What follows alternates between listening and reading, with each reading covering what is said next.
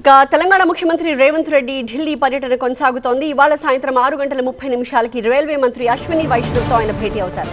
కిషన్ రెడ్డితో కలిసి అశ్విని వైష్ణవ్ని కలుస్తారు Telangana CM. Hyderabad metro rail phase 2 విస్తరణ, phase 1 take over, Indian railway finance corporation IRFC నుంచి లోన్ విడుదల వంటి కీలక అంశాలపై చర్చిస్తారు. కొద్దిసేపటి క్రితం రక్షణ శాఖ మంత్రి రాజ్నాథ్ సింగ్తో భేటీ అయ్యారు సీఎం. గాంధీ సరోవర్ ప్రాజెక్టుకి రక్షణ శాఖ భూముల్ని బదలాయించినందుకు కృతజ్ఞతలు తెలిపారు. ఆదిలాబాద్ ఎయిర్పోర్ట్ అభివృద్ధికి సంబంధించి భూసేకరణ, యుటిలిటీస్ బదలాయింపు వంటి అంశాల్లో పూర్తి సహకారం అందిస్తామని కేంద్ర మంత్రికి సీఎం తెలిపారు. మా ప్రతినిధి గోపితో మాట్లాడదాం. గోపి, కొద్దిసేపటి క్రితం జరిగిన రక్షణ మంత్రి రాజ్నాథ్ సింగ్ తో భేటీ ఫ్రూట్ఫుల్ గానే అయినట్టు కనిపిస్తోంది. సో ఇవాళ సాయంత్రం భేటీ కోసం ఏ రకంగా ప్రిపేర్ అవుతున్నారు సీఎం? కొన్ని అంశాలు ఆల్రెడీ మనం డిస్కస్ చేసాం, ఇంకా ఏ అంశాల గురించి ప్రధానంగా మాట్లాడబోతున్నారు? తెలంగాణ ముఖ్యమంత్రి రేవంత్ రెడ్డి ఢిల్లీ పర్యటన బిజీగా సాగుతోంది. కాసేపటి క్రితమే కేంద్ర రక్షణ మంత్రి రాజ్నాథ్ సింగ్ తో ఆయన భేటీ అయ్యారు.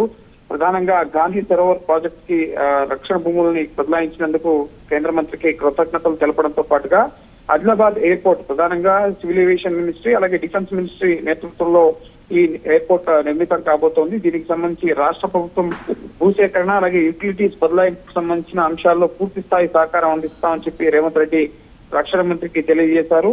అలాగే రాష్ట్ర ప్రభుత్వం తరఫున ఈ ఎయిర్పోర్ట్ నిర్మాణానికి కావాల్సిన అన్ని సహకారాలు అందిస్తామని చెప్పి కూడా స్పష్టం చేయడం జరిగింది. అలాగే ఇటు భారత వాయుసేన టెర్మినల్ తో పాటుగా ప్రయాణికుల సామర్థ్యం కోసం ఈ పౌర విమానయాన శాఖకు సంబంధించిన టెర్మినల్ బిల్డింగ్స్ అలాగే కార్గో, ఎంబారో, హ్యాంగర్స్ ఇవన్నీ కూడా అక్కడ నిర్మితం కాబోతున్నాయి. వాటికి కూడా సహకారం అందిస్తామని చెప్పి తెలియపరిచారు. అలాగే మహబూబ్ నగర్ జిల్లాలో దేవరకద్ర సమీపంలోని డిఆర్డిఓ అలాగే డిఆర్డిఎల్ కి సంబంధించిన ప్రదేశంలో కీలకమైన రక్షణ ప్రాజెక్టులను ముఖ్యంగా త్వరగా మంజూరు చేయాలని చెప్పి కూడా రక్షణ మంత్రికి విజ్ఞప్తి చేశారు. అలాగే సాయంత్రం ప్రధానంగా ఇటు మెట్రో ఫేజ్ 2 కు సంబంధించి అలాగే ఫేజ్ 1 టేక్ ఓవర్ అలాగే Indian railway finance corporation IRFC నుంచి లోన్ కి సంబంధించి వివాదం కొనసాగుతోంది. కిషన్ రెడ్డి ఈ లోన్ రాకుండా అడ్డుకుంటున్నారు, తెలంగాణ రాష్ట్రానికి ఏ ప్రాజెక్టులకు కూడా అనుమతి రాకుండా కిషన్ రెడ్డి అడ్డుకుంటున్నారు అంటూ అనేక సార్లు విమర్శలు చేశారు. కానీ కిషన్ రెడ్డికి కొన్ని లేఖలు కూడా ముఖ్యమంత్రి రాశారు.